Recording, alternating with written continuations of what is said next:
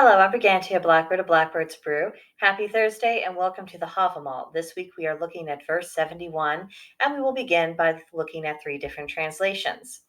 The first translation reads, "The lame can ride horse, the handless drive cattle.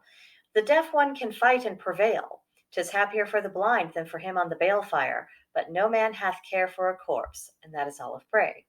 Second translation, "The halt can manage a horse, the handless a flock. The deaf can be a doughty fighter, but to be blind is better than to burn on a pyre. There is nothing the dead can do." That's W.H. Auden and P.B. Taylor. And our last translation from the Cowboy Havamal. "Break your leg? You can ride a horse still. Lost a hand? Not your voice too, I reckon. Can't hear? Bet you can still fight. There ain't a damn way any shot at life is worse than an empty death." And that, of course, is Dr. Jackson Crawford. So, again, this week we are reminded of the value of life and the versatility of life and our ability to adapt even when faced with severe adversity.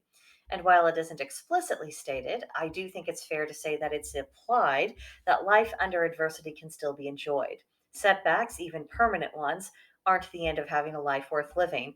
And I find this a remarkably refreshing attitude because we live in a day and age in which there are people who actively promote the idea that if someone so much as has hurt feelings, it will just destroy the entirety of their life and make it impossible for them to take any joy in their existence ever again.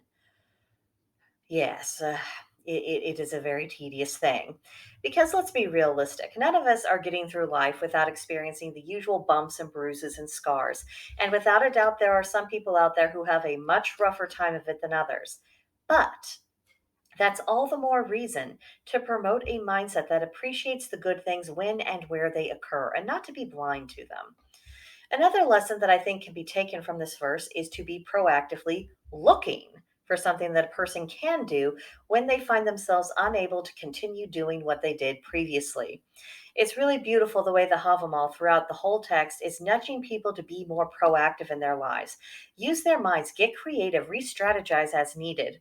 Adaptation is the key to survival, and it's very difficult to adapt without cultivating an active mind and a willing spirit to try new things when the occasion calls for it.